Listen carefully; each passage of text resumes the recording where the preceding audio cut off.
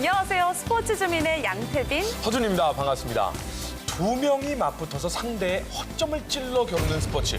오늘은 이 유도에 대해 알아볼 텐데요. 일본의 주 종목이기도 한 유도에도 숨은 이야기가 많다고 합니다. 네, 유도에도 과학적인 원리뿐만 아니라 경기 승패를 좌우하는 다양한 전략이 있다고 하는데요. 오늘 이 시간에는 올림픽 종목 중에 네 번째로 많은 메달이 걸려있는 유도에 대해 자세히 알아보겠습니다. 상호 존중이 담긴 스포츠이자 한판 승부의 짜릿함이 살아있는 스포츠 유도. 상대의 힘을 이용한 매치기의 숨은 과학부터 대한민국 유도의 한 획을 그은 유도 전설들의 이야기까지. 지금부터 페어플레이 정신의 스포츠 유도의 모든 것을 알아보겠습니다.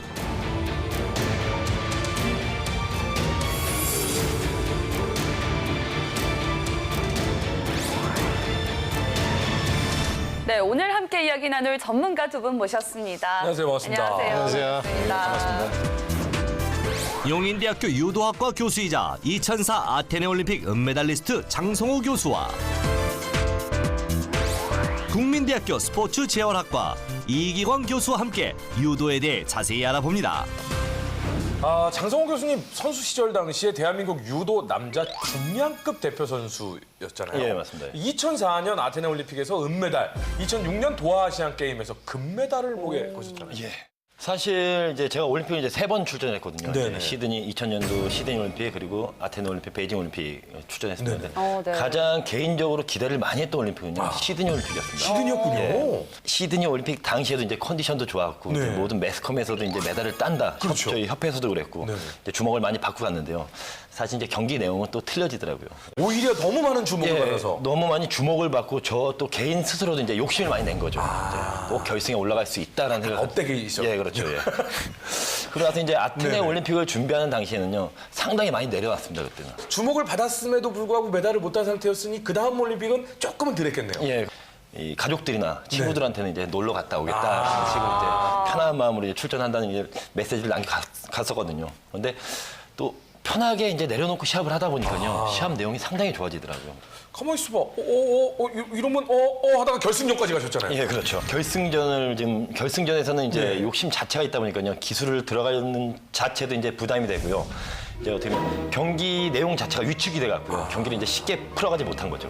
그때 당시에 그 기분은 좀 어떠셨습니까? 사실 이제 결승전이 끝나고 나서는요 상당히 기분이 좋았습니다. 왜냐면 이제 기대하지 않았던 메달을 이제 가지고 귀국을 할 수 있었기 때문에 상당히 기분 좋았는데 그 당시에 또 인터뷰를 하면서 그런 얘기를 했습니다. 오늘은 내가 기분이 좋지만 하루하루 지나면서 많이 아쉬워질 거라 말을 했었거든요. 근데 지금 생각해 보면 그 당시에 아쉬움은 더 커지고 있습니다. 지금 네, 그러니까 지금도 나이 아쉽죠. 갈수록 더 커지는군요. 예, 맞습니다. 예. 난 이제 나이가 좀 드셔가지고 이제 손주들 이렇게 볼 때는 그렇게 되겠죠. 예. 네. 우리 이 교수님도 혹시 그 경기 기억나시나요? 예, 준결승전에서 2004년 그 유럽 선수권 5위였던 그 독일의 유락 선수에게 오금자와 매치기로 한판승을 거두고 올라가지 않았습니까? 그리고 결승전에서는 1분 20초를 남기고 나서 그 벨로루시의 이하르 마카라오라는 선수한테 다리 들러 매치기로 절반을 내주면서 아깝게 패해 보는 저도 매우 안타까웠습니다. 조금 전에 교수님께서 아테네 올림픽 준결승전에서 이 다리 들어 매치기로 한판승을 이뤘다고 하셨는데 네네. 제가 알고 있기로는 유도에서 상대 선수의 하체를 손으로 잡으면 안 된다고 알고 있거든요. 제가 잘못 알고 있는 건가요? 지금 이 유도 룰이 계속적으로 지금 변경이 되고 있습니다. 어떻게 보면 주기 자체가 이제 2010년도를 기점으로 해서 이제 쉽게 말씀드리면 베이징 올림픽 끝나고 나서 2010년도부터 이제 다리 잡기가 전면적으로 금지가 됐는데요. 2010년에서 12년 런던 올림픽까지는요. 이제 기술의 연결성을 갖고 있는 연결 기술에서는 이제 다리 잡기가 허용이 됐고요. 현재 네네. 또 그 2010년도 런던 올림픽이 끝나고 나서는 이제 다리 밑에 벨트 밑으로 이제 손이 터치가 되거나 기술이 들어갔을 때는 이제 무조건 반칙패가 되어 있습니다. 그렇다면 유도의 기술과 판정에 대해서 더 본격적으로 알아보기 전에 유도의 시작부터 알아보고 가야 할 것 같습니다. 유도가 언제부터 생겨나게 된 건지 교수님께서 설명해 주시죠. 우리나라 고구려 시대 그 구분 중에 하나인 각호총에서도 나타나고 있고요. 네. 그리고 두 사람이 힘을 겨루는 씨름이라든가 뭐 유도 같은 형태의 그런 투기들이 오랜 옛날부터 전해져 왔고요. 그 일본의 이즈모 지방을 정복한 사람들이 고구려 사람들인데 그 고려기가 네. 기바 민족이었는데 일본이 한반도로부터 이제 전해받은 그런 투기 기술을 발전시켜서 유수를 만들지 않았나 그런 생각이 듭니다. 그렇다면 일본이 아니라 유도는 우리나라에서 시작됐다고도 말할 수 있겠네요. 그 국제유도연맹은 유도가 일본의 그 간호지고로에 의해서 심신의 교육 체계로 창안된 것임을 그 명시하고 있고요. 그 간호지고로는 다양한 기술을 체계화하고 이론화해서 1882년 그 고토관이라는 도장을 열었고 직접 유도를 보급했고요. 그 이후에 1952년에는 국제유도연맹이 창설되었고 그 4년 뒤인 1956년에 도쿄에서 제1회 세계 유도 선수권 대회가 열렸습니다. 아, 그렇군요. 조금은 뺏긴 것 같은 억울한 기분도 들기는 하는데요. 뭐 기술을 연마하고 보급한 것은 일본이 명술산부 맞는 말이네요. 그럼 이렇게 일본이 유도를 전파하면서 서양으로도 전파가 된 거라고 볼 수 있겠죠? 네, 그렇습니다. 그 유도가 브라질로 넘어가서는 주짓수라는 형태로 됐고 러시아로 가서는 이제 삼보가 되었습니다. 유도가 우리나라에 들어오고 최초로 금메달 딴 선수 얘기 안 할 수가 없거든요. 네, 요거를 먼저 해야 될 것 같은데 우리나라 유도 최초 올림픽 금메달리스트는 누구였죠? 84 LA 올림픽 이제 안병근 선수. 예. 그 LA 올림픽을 기점으로 해서 저희 나라 그 한국이 유도가 상당히 많은 발전을 했습니다. 맞습니다. 그 당시에 네. 이제 안병근 선수 또 하영주 선수 해서 이제 금메달이 2개가 나왔었거든요. 대한민국을 떠들썩하게 만들었던 LA 올림픽. 강호들과의 대결 속에서도 침착하게 경기에 임했던 안병근 선수. 다양한 기술로 상대를 제압하며 첫 금메달의 영광을 누렸는데요. 이어 안병근 선수와 같은 대회에서 95kg 이하급 경기에 출전한 하영주 선수 역시 막강한 세계 선수들을 물리치고 금메달을 획득해 국민들에게 뜨거운 감동을 안겼습니다. 세계 강호들과의 대결에서 얻은 값진 메달인데요. 이후 우리나라 유도는 전성기를 누리기 시작했습니다. 김재엽 선수 역시 1988년 서울올림픽에서 금메달을 목에 걸었고 이후 우리나라 유도를 잇는 신예들이 눈부시게 등장했습니다. 아테네 올림픽 금메달리스트 이원희 선수에 이어 런던 올림픽에서 금이 환영했던 김재범 선수가 한국 유도의 맥을 이었죠. 네, 그렇다면 이제 유도 경기를 더욱 재미있게 보기 위한 기술과 판정에 대한 이야기를 나눠봐야 할 것 같습니다. 알쏭달쏭하거든요. 사실 저는 공부하려고 해봤는데 룰도 자주 바뀌는 것 맞아요. 같고요. 네. 또 체급도 다양하고 기술 판정도 복잡한데 먼저 체급 기준부터 교수님께서 짚어주시죠. 남자 7체급, 여자 7체급이 있습니다. 근데 남자 같은 경우는 이제 마이너스 60kg부터 이제 시작을 합니다. 그래서 이제 그 바로 위체급이 66kg, 그리고 또 73kg 이렇게 말씀드리면 6kg, 7kg, 1kg씩 이제 플러스가 돼서 계속 올라가거든요. 그래서 6, 7, 8 이렇게 올라가군요. 네. 플러스 100kg까지 이제 쉽게 아시는 이제 헤비급이라는 체급 자체가 이제 플러스 100kg로 지금 100kg 이상급으로 돼 있습니다. 여성도 그럼 100kg 이상급이에요? 여성 체급들은 이제 플러스 78kg입니다. 플러스 70. 여성 같은 경우 이제 제일 낮은 체급이 이제 48kg 이하부터 시작을 합니다. 48kg, 52kg, 56kg, 57kg 이렇게. 남자에서 12kg이 마이너스네요. 예. 그렇죠. 아무래도 여성 선수들이니까요. 12 정도는 빼주셔야지. 플러스 100kg 하는 건 조금. 네, 생각보다도 체급도 상당히 세분화되어 있는데요. 네. 이 경기를 더 재밌게 보기 위해서는 기술에 대해서도 조금 알아야 할 것 맞습니다. 같거든요. 예전에는 이제 크게 3가지로 나눴습니다. 이제 매치기 기술, 또 굳히기 기술, 그리고 이제 급소찌르기라는 기술이 있었어요. 급소 찌르기요? 예, 그거는 아주 예전에 있었던 기술들이. 근데 얘기 들어보면 예전에 눈 찌르기도 있었다고 막 그랬었어요. 정말요? 전 처음 들어봤어요. 그거를 착각한 것 같습니다. 예. 근데 지금 이제 급소찌르기 같은 경우는 이제 사용을 전혀 안 하고 있습니다. 네. 저도 그렇고 상당히 이제 급소찌르기라는 기술 자체를 배우지 않은, 가르치지 않은 게 상당히 오래됐고요. 이제 말씀드린 아까 매치기 기술, 네. 굳히기 2가지로 나눠지는데요. 짜릿한 한판승으로 이루어지는 유도의 기술에 대해 한번 살펴볼까요? 상대방을 어깨로 매치거나 쓰러뜨리는 매치기 기술에는 3가지가 있는데요. 그중 먼저 손을 사용하며 상대의 가슴깃과 소매를 손으로 잡아당겨 힘껏 매치는 손기술이 있습니다. 다음, 체중이 실려있는 상대방의 하체를 다리로 무게중심을 무너뜨려 제압하는 다리 기술.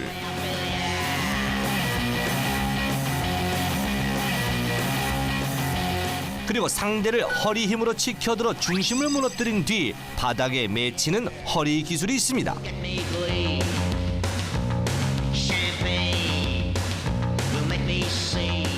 붙이기 기술 역시 꺾기, 조르기, 누르기 세 가지로 나뉘는데요. 꺾기는 상대의 관절을 젖히거나 비틀어서 제압하는 기술입니다. 조르기란 팔이나 다리의 근육으로 상대의 목을 제압하는 기술로 매치기 기술과 연계에 사용됩니다. 마지막으로 누르기 기술은 상대의 양쪽 어깨를 바닥에 밀착시켜 제압하는 기술인데요. 누르기 선언 후 10초는 절반, 20초는 한 판이 선언됩니다. 그렇다면 유도에서는 판정이 정말 중요하다라고 생각이 드는데 판정 규정에 대해서도 좀 알았으면 좋겠습니다. 유도 판정 기준은 어떻게 되나요? 런던 올림픽 때 네. 조준호 선수의 이제 판정 시비가 좀 있었죠. 너무 가슴 예. 아팠죠. 하지만 이제 현재 룰이 바뀐 이 시스템에서는요 판정이 없습니다 지금. 그래서 어떻게 보면 이제 선수들한테 공정한 시합을 이제 할 수 있는 조건을 만들어줬습니다 지금. 그러니까 우리 조준호 선수 사건 이거는 정말로 컸었어요. 네, 맞아요. 저도 그때 봤었는데 정말 제가 다 억울하고 화도 나고 막 그러더라고요. 그때 당시에 조준호 선수 런던 올림픽에서 눈물 막 흘렸었어요. 예, 맞습니다. 네. 대한민국 국민 모두가 울분을 토했던 잊지 못할 악몽의 순간, 바로 2012년 런던 올림픽이었죠. 조준호 선수 남자 유도 66kg급에 출전했는데요. 8강에서 일본의 에비누마 선수를 만나 경기 내내 투혼을 펼친 끝에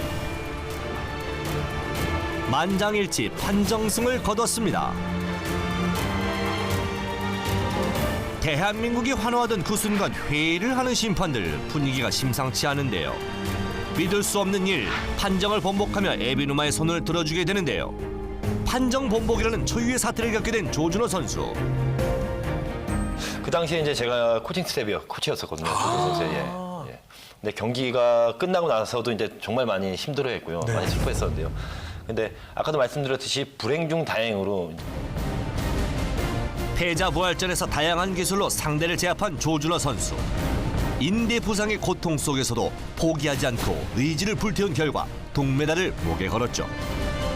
역경을 이겨내고 획득한 동메달은 금메달보다 값지고 빛났습니다.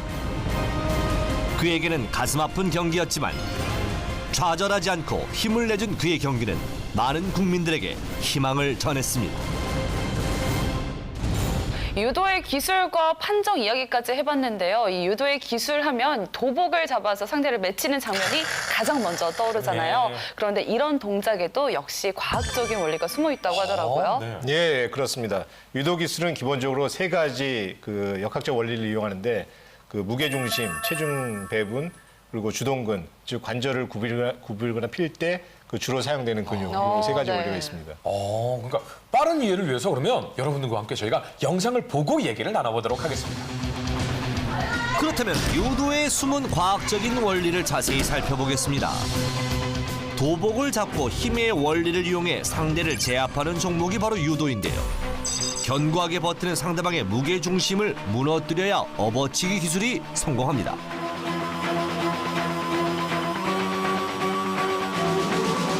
그러기 위해서는 상대의 안쪽 낮은 곳을 파고들어야 하는데요. 높은 타점보다 낮은 타점에서 상대를 들어올리는 것이 힘을 적게 들여 넘길 수 있습니다. 그 원리를 다시 알아보면 10kgm란 10kg의 물체를 1m 끌어올리는 데 드는 힘의 양을 말합니다. 따라서 무게중심에서 0.2m 지점에서 밀면 50kg의 힘이 필요한데 반해 무게중심에서 더 먼 0.4m 부근엔 25kg의 힘만 있으면 넘길 수 있다는 얘기가 되겠죠. 기술을 거는 타점에 따라 힘의 양도 달라진다는 사실. 유도의 숨은 과학적인 원리 잘 아셨나요?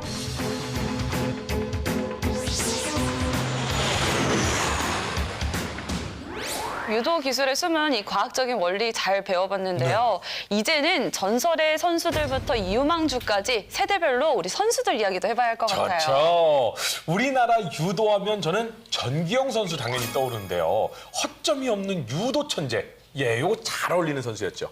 우리나라 유도 선수가 아니라 전 세계적으로 이렇게 훌륭한 선수는 없었습니다. 예. 전 세계인의 이목을 집중시킨 유도 천재 전기영 선수. 그는 주특기인 업어치기 외에도 다양한 기술을 자유자재로 구사하며 상대 선수들을 단번에 제압했는데요. 세계 선수권 대회 3연패라는 대기록을 세우며 라이벌이 없는 절대 강자로 올라섰습니다.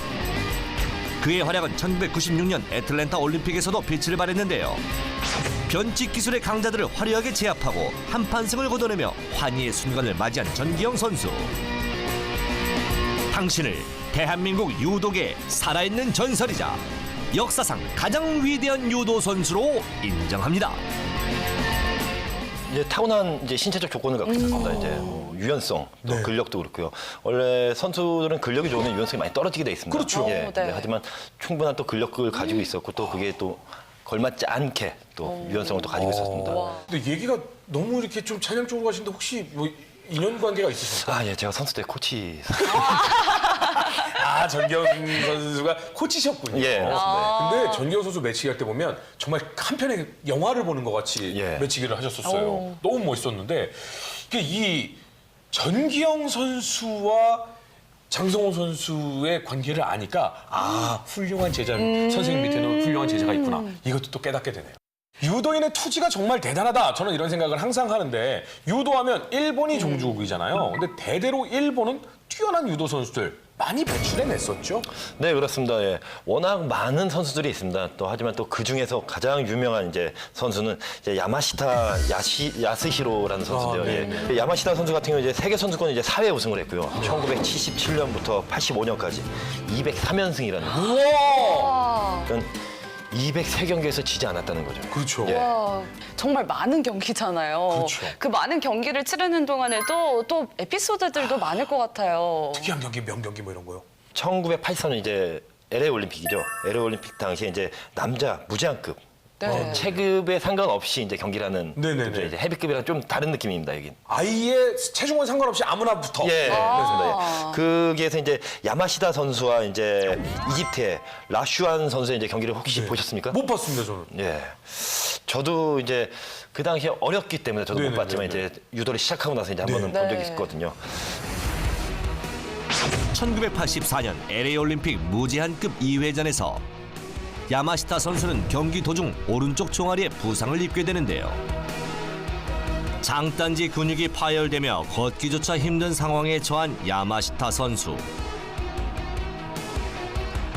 세계 최강자의 부상에 경쟁자들은 부상 부위를 공격하기 바빴지만 야마시타 선수는 부상에도 불구하고 결승까지 올랐습니다. 걷기조차 힘든 야마시타 선수. 이집트의 라슈안 선수와 대결하게 되는데요. 이대로 경기가 진행된다면 라슈안의 금메달이 확실해지는 상황. 그런데 라슈안은 야마시타의 아픈 오른쪽 다리를 공격하지 않았습니다.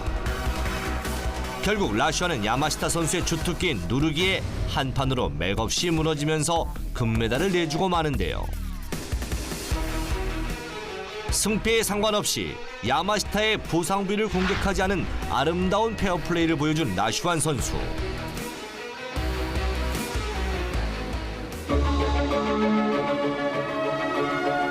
시상대에 오르지 못하는 야마시타를 마지막까지 부축하며 많은 이들에게 감동을 안겨줬습니다.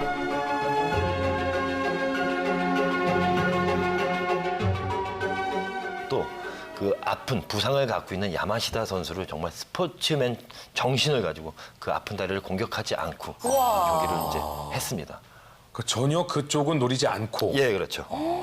아픈 다리를 공격해서 이제 금메달을 네. 땄으면 그렇죠. 국민적 영웅이 될 수 있는 그렇죠, 그렇죠. 어떻게 보면 찬스였죠. 세계 최고의 유도 선수를 이기는. 예, 그렇죠. 어떻게 보면 인생에 있어서 가장 큰 좋은 기회였는데 그 기회를 이제 스포츠 정신을 가지고 포기를 한 거예요. 비록 금메달은 놓쳤지만 전 정말 이 선수에게 최고의 명예상을 드리고 싶습니다. 이런 선수들 막 상 주고 싶고 이런 마음 저만 그런 건 아니겠죠? 예, 실제로 라슈아는 이후 값진상을 보상받았는데요. 오. 유네스코와 국제 그 페어플레이 위원회가 선정하는 올해의 페어플레이상을 수상했고요. 그 국제 유도 연맹도 메이저 대회 우승 경력이 없는 그를 이례적으로 명예의 전당에 올렸습니다. 이야. 그 이유는 라슈안의 그 명예와 존중, 그다음에 진실성이라는 유도의 핵심 가치를 그 실천한 것에 대한 큰 가치를 두고 그걸 인정해서 상을 수상했습니다. 어떻게 보면 바보 같은 선택이기는 하지만 라슈안은 승리보다 더 숭고한 페어플레이 정신으로 지금까지 팬들의 기억 속에 남아있을 거라고 생각을 합니다. 1등만 기억하는 세상이라고 하지만 1등 못지않은 아름다운 2등으로 말이죠. 맞습니다, 맞습니다. 부상 얘기를 하다 보니까 또 아까 얘기 나왔던 왕기춘 선수를 빼놓고 얘기할 수가 없어요. 늑골 부상 당하고 은메달 땄잖아요. 그때 정말 많은 분들이 눈물을 흘렸는데 맞아요. 이때 눈물을 왜 흘린 줄 아세요? 은메달 땄잖아요. 잘했잖아요. 네, 맞죠. 근데 죄송하다고 했어요. 국민 여러분 죄송합니다. 죄송하다라는 인터뷰를 했어요. 2008년 베이징 올림픽 73kg급에 출전한 왕기춘 선수. 재빠른 동작으로 상대 선수를 제압하며 32강과 16강 모두 짜릿한 한판승으로 승승장구했습니다. 하지만 시간이 지날수록 지친 기색이 역력한 왕기춘 선수. 혼신의 힘을 다해보지만 마음처럼 몸이 따라주지 않는데요. 어딘가 불편해 보입니다. 몸에 이상이 생긴 건데요. 경기 도중 늑골 부상을 당하게 되는데 부상을 안고 결승전까지 오른 왕기춘 선수.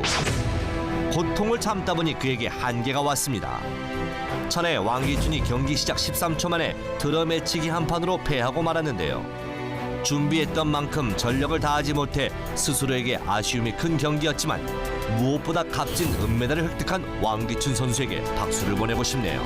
그땐 숨도 쉬기 힘들어요. 늑골이를 다치면요 숨도 못 쉬어요. 네. 그런 상황에서 맞잡은 순간 고통을 느낄 텐데. 예, 맞습니다. 늑골에 이제 골절이 있어갖고 이제 상당히 이제 통증이 심했는데도 포기하지 않고 이제 결승전 자체를 이제 출전했다는 자체만으로 해도 큰 박수를 받아야 됩니다. 그러니까 이제는 금메달보다는 우리 네. 선수들이 최고의 성적 그냥 열심히 하는 모습을 보면서 박수치는 그 우리나라의 그 국민들이 이미 자리를 많이 잡았어요. 예전하고는 좀 맞습니다. 다릅니다. 그 유도의 묘미는 뭐니 해도 한 판 아니겠습니까? 근데 이 한 판이 그냥 이름 앞에 호처럼 붙은 선수가 있어요. 한판승의 사나이 이원희. 예, 맞습니다. 네. 2004년도 아테네 올림픽에 이제 금메달리스트죠. 한판승의 사나이 이원희 선수. 한판이라는 걸 던질 때는요. 정말로 깃털처럼 아무 느낌이 없습니다. 100kg가 나가던 뭐 본인보다 10kg, 20kg가 더 많이 나가는 선수를 던질 때도요. 이게 상대 중심을 이용하는 거, 상대 힘을 이용하는 거기 때문에 이제 정말 깃털처럼 느껴지거든요. 그거를 가장 잘하는 선수가 이원희 선수라고 얘기할 수 있죠. 한판승의 사나이 이원희 선수. 2004 아테네 올림픽에서 이원희 선수의 한판승 활약은 정말 대단했는데요. 세계 유도 강호들과 맞붙지만 전혀 주눅들지 않고 경기에 집중하며 오히려 상대방 선수들을 무섭게 제압합니다. 그는 특기인 한판에 이어 다양한 기술을 선보이며 대결을 펼쳤는데요. 32강전부터 결승전까지 한판승으로 올라오는 거침없는 상승세를 탔습니다. 대망의 결승전. 이원희 선수는 이 기세를 몰아 마카로브 선수에게 배대 뒤치기를 성공시키며 역시 통쾌한 한판승으로 금메달을 목에 걸었습니다. 이원희 선수, 한판승의 사나이답죠. 네, 우리 선수들의 선전을 볼 때면 정말 언제 봐도 다시 봐도 항상 기쁜데요. 근데 북한 선수들이 좋은 성적을 내도 좀 가슴이 기분이 좀 심장이 뜨거워지기도 하더라고요. 근데 유도 개순이 선수 이야기는 뭐 누가 하더라도 우리나라 분들은 다 이해하실 거예요. 일본 선수를 무너뜨렸잖아요. 1996년 애틀란타 올림픽에서 당시 그 84연승을 달리던 일본 여자 유도의 자존심 다무라 르코가 국제 무대에 처음 출전한 북한의 개순이한테 치는 그런 센세이션이 일어났습니다. 완전 센세이션이었죠. 1996년 애틀랜타 올림픽 여자 유도 48kg급 결승전. 모든 사람들은 84연승에 빛나는 세계 최강 다무라 료코의 승리를 예감했지만 막상 경기가 시작되자 이제 막 유도를 시작한 소녀에게 끌려다니기 일쑤였습니다. 결국 효과를 얻은 개순이는 생애 첫 금메달을 목에 걸며 인생 최고의 순간을 맛보게 되는데요. 이는 여자 유도계 일대 파란을 일으켰던 경기로 꼽히고 있습니다. 근데 어쩜 남북한 경기를 볼 때요, 이 한일전 볼 때 뭐 이럴 때 보면은 저 심장이 이렇게 확 달아오를 맞아요. 수밖에 없다라는 생각이 좀 듭니다. 당시 감동에 살짝 젖어들었습니다. 네. 네, 오늘 유도의 세계에 빠져본 시간이었는데요. 교수님, 우리 유도가 잠시 지금 침체기에 빠진 게 아닌가 하고 우려하는 분들이 많은 것 같거든요. 우리의 유도 발전을 위해서 한 말씀 부탁드릴게요. 유망주들 이야기도 함께요. 우선 뭐 유망주들은 지금 유도를 하고 있는 모든 선수들이 다 유망주라고 보고 있습니다. 그리고 네. 또 침체기가 아니라 재도약을 하기 위해서 잠깐 휴식을 취하고 있는 거라고 생각이 듭니다. 이제 앞으로 올림픽이 이제 3년, 도쿄올림픽이 이제 3년이 남았습니다. 3년 동안 이제 많은 선수들이 올림픽을 준비할 텐데요. 그 선수들이 좋은 기량을 가지고 열심히 준비해갖고 꼭 도쿄에서는 다시 한번 한국 유도의 멋진 모습을 보여주길 바랍니다.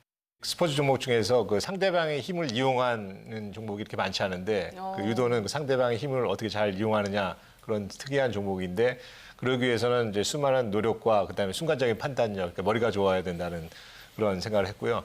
두 번째로는 그 라슈안 선수에 의해서와 같이 그 유도가 갖고 있는 특유의 그 도 정신, 그러니까 상대방을 존중하고 그 명예를 존중하는 그런 아주 그 가치가 높은 그런 스포츠라고 생각했습니다. 네, 오늘은 이만 여기서 인사드리고요. 저희는 다음 주에 더 알찬 스포츠 이야기로 찾아뵙겠습니다. 함께해 주신 여러분 고맙습니다.